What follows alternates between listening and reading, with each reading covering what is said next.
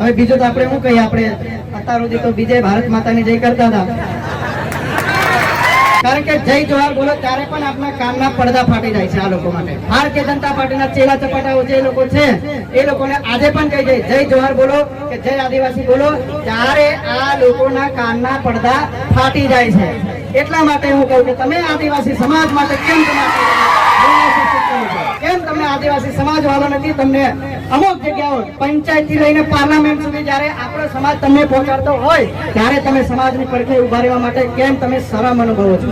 નમસ્કાર. છોટાઉદેપુર જિલ્લામાં ગઈકાલે રાજકારણમાં મોટો ધડાકો થયો હતો. આમ આદમી પાર્ટીની ગુજરાત જોડો યાત્રા દરમિયાન છોટાઉદેપુર ભાજપમાં મોટું ગાબડું પડ્યું છે. છોટાઉદેપુર તાલુકા પંચાયતના કારોબારી અધ્યક્ષ રાજેશ રાઠવાએ ભાજપ છોડીને ડેડિયાપાડાના ધારાસભ્ય ચૈતર વસાવાની હાજરીમાં પોતાના 7000 જેટલા કાર્યકર્તા સાથે આમ આદમી પાર્ટીનો ખેસ ધારણ કર્યો હતો. સાથે તેઓ ભાજપ પર પ્રહાર કરતા પણ જોવા મળ્યા હતા.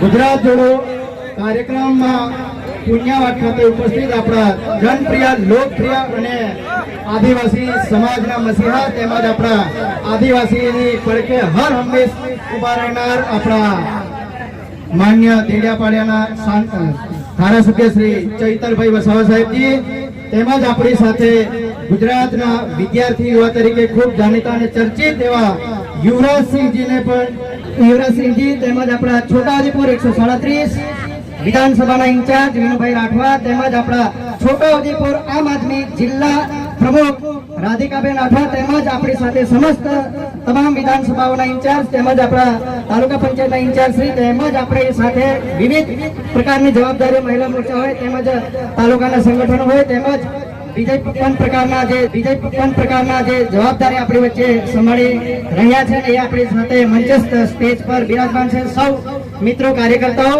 તેમજ મીડિયા મિત્રો, આજની આ ગુજરાત જોડો જાહેર જે સભા છે, હવે બીજું તો આપણે શું કહીએ, આપણે અત્યાર સુધી તો બીજે ભારત માતાની જય કરતા હતા,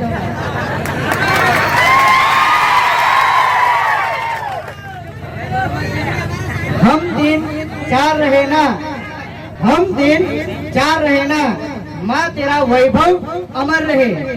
આ એક રાષ્ટ્રીય સ્વયંસેવક સંઘની પ્રાર્થના છે, RSS ની. એના એક આ લીટીઓ છે, બે બોલ છે. ભારતીય જનતા પાર્ટીમાં ખૂબ વર્ષોથી જિલ્લા સંગઠન તેમજ તાલુકા સંગઠનમાં વિવિધ પ્રકારની જવાબદારીઓ સંભાળી તેમજ આપણે તાલુકા પંચાયતમાં પ્રમુખ તરીકે પણ થોડા દિવસો હું જવાબદારી સંભાળી તેમજ બીજી ટર્મમાં હું તાલુકા પંચાયત કારોબારી અધ્યક્ષ તરીકે પણ હાલ કાર્યરત છું. અને ગઈકાલે જ મેં ભારતીય જનતા પાર્ટી સાથેનો નાતો છોડીને આમ આદમી પાર્ટીમાં જોડાવા માટે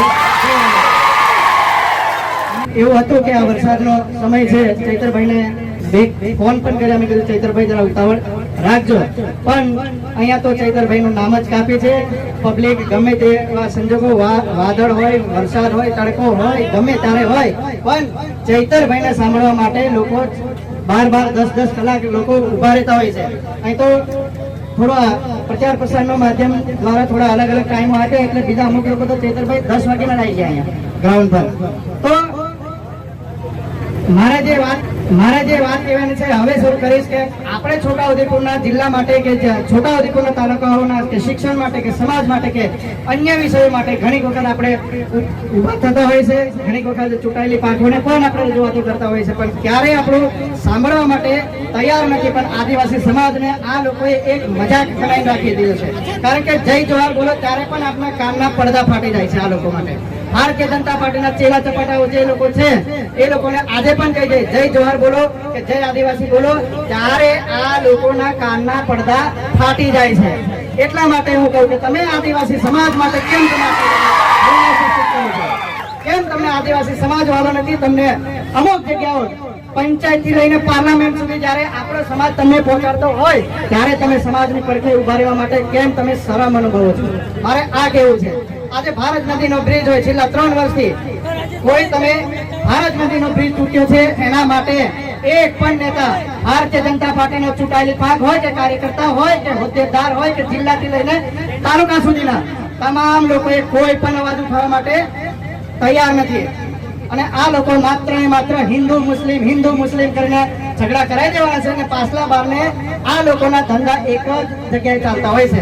આ લોકો એકબીજાથી પાર્ટનર હોય છે અને આ લોકોને આપણે જોવાના હોય, મુસ્લિમ લોકોને જોવાના હોય કે હિન્દુ સમાજના જે આદિવાસી સમાજના જે જોવાના હોય, આ લોકોને બસ હિન્દુ મુસ્લિમ રામ મંદિર કે આપણે કોઈનો વિરોધ નથી કરતા, પણ આ લોકોએ શું કરે છે, એકબીજાને લડાઈ ઝઘડા કરીને આપણને જ આપણા સમાજ વચ્ચે કે અલગ અલગ જે વિવિધ પ્રકારના સમાજો છે ત્યારે ત્યાં ઝઘડા ઉભા થાય છે અને આ લોકો આપણે વચ્ચે મજા લેતા હોય છે.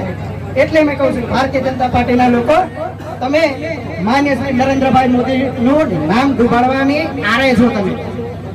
એટલા માટે કહે કે ખરેખર તમે જો લાગણી હોય તો ખાસ માટે હોય ત્યારે તમે આ બ્રિજ માટે કેમ નથી બોલ્યા? પુણ્યવટ એકલવ્ય મોડેલમાં ખાલી જમવાનું બિલ મહિને 20 કરોડથી વધારે ફળવાતું હોય છે, પણ મીડિયાના મિત્રોને પણ ખૂબ બીજા બધા શાસકો મને આપ્યો છે ને હવે હંમેશા આપતા આવે છે, પણ ક્યારેક એવી બનાવ બને છે કે મીડિયાના મિત્રોને પણ આ લોકો મજબૂર કરી દેશે. અને હર હંમેશ મારી સાથે મીડિયા જગત મારી જોડે રહ્યું જ છે. અને આ લોકોએ જ્યારે જ્યારે સમાજના પ્રશ્ન હોય કે સામાજિક મહાપંચાયત ભરતા હોય કે કોઈ સામાજિક કાર્યકર્તા તરીકે જય જવાહર કે જય આદિવાસી કે આવા નારા બોલતા હોય ત્યારે પણ આ લોકોને મેં ફરી વખત કહીશ કે કાનના પડદા તમને કેમ ફાટી જાય છે? કેમ તમને આદિવાસી સમાજ વાળો નથી? પંચાયતથી પાર્લામેન્ટ સુધી પહોંચાડનાર આપણો જ સમાજ છે. આપણી જ અહીંયાની વ્યવસ્થા જે ઊભી કરેલી છે એ જ લોકોએ તમને પંચાયતથી પાર્લામેન્ટ સુધી પહોંચાડતા હોય છે. ત્યારે જ્યારે આપણા લોકોએ જ્યારે વોટ લેવા આવીએ, આ લોકો જ્યારે વોટ લેવા જાય ત્યારે કોઈ એટલો ખરો કે ગામના કોઈ વડીલ કે લેખિતમાં અરજી આપો તો તમે અમને મારા વનારથી હોય કે જામલાથી હોય કે કુંભાણી હોય કે નવા ગામ કે વિવિધ તાલુકાના અલગ અલગ ગામોથી એવી કોઈ લોકોએ અરજી આપી કે નેતાઓને, કે નેતા દ્વારા તમને અરજી આપી કે અમે અરજી આપીએ તો તમે મને વોટ આપજો?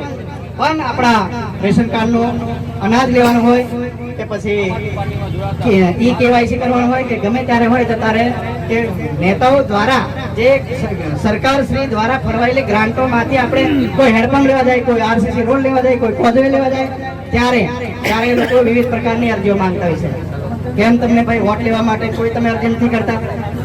કેમ તમે કોઈ વોટ લેવા માટે ત્યારે કોઈ આદિ હજુરી તમે પગે પડી જાઓ અને આપણો કાર્યકર્તા જ્યારે તેમના કાર્યાલય પર જાય ત્યારે તમને ફોન તક ઉપાડવા કે 2 મિનિટ મળવા માટે એમના માટે સમય નથી. અને એકબીજાને સાયકોલોજી ધમકી આલીને કે તમને પોલીસ આમ કરી દેશે તેમ કરી દેશે, જરી બે અવાજ ઉઠાવે એટલે તરત જ પોલીસને કહેવાનું. પણ અને પોલીસના મિત્રો પણ આદિવાસી સમાજના જ છે ભાઈ, બરાબર? એટલે ગમે ત્યારે કઈ એવું થાય ત્યારે સમાજને પણ સાથ સહકાર આપજો. આપણો આદિવાસી સમાજ છે એ આદિવાસી સમાજ આપણને શમશાન સુધી પણ સપોર્ટ કરશે. પણ કોઈ પણ પાર્ટી હોય કે કોઈ પણ પાર્ટી, અન્ય કોઈ પણ પાર્ટી હોય, ભારતીય જનતા પાર્ટી, કોંગ્રેસ હોય કે પછી કોઈ બીજી પાર્ટી, ત્યારે તમને મતદાન સુધી સાથ સહકાર આપશે. પણ આદિવાસી સમાજ તમને 12મા 13મું હવા મહિનાનું ભજન કે પછી ગમે ત્યારે તમારો વાર તહેવાર શુભ પ્રસંગો હોય ત્યારે આદિવાસી સમાજ હર હંમેશા આપણી સાથે ઉભો છે. અને આવનારા દિવસમાં ભારતીય જનતા પાર્ટીના ચેલા ચપાટાના પાટિયાની પણ અરજી તો અમારું નામ ખૂબ લાંબી બધી ભવિષ્યમાં બધી વાતો કરીશું. આપણે નાનકડી સભાઓ કરીશું. ટાઈમ ઓછો છે, સમય ઓછો છે અને બધા ખેડૂતો બધા ખેતીનો સમય છે, વત્તા વરસાદ વચ્ચે આવી ગયો છે તો ઘણા એવા લોકો પોતાનું કામ છોડીને આપણી વચ્ચે ઉપસ્થિત રહ્યા. તો એ બદલ સૌ મિત્રોનો હું ખૂબ આભાર માનું અને ક્યારેક આપણે લાંબી વાતો પાછા કરીશું. અસ્તુ ભારત માતા કી જય. જય જય જવાહર. ફરી એક વખત બે હાથની મુઠ્ઠી વાળીને ભારત માતાની જય જવાહર બને છે. બે હાથની મુઠ્ઠી વાળો ભારત માતા કી વંદે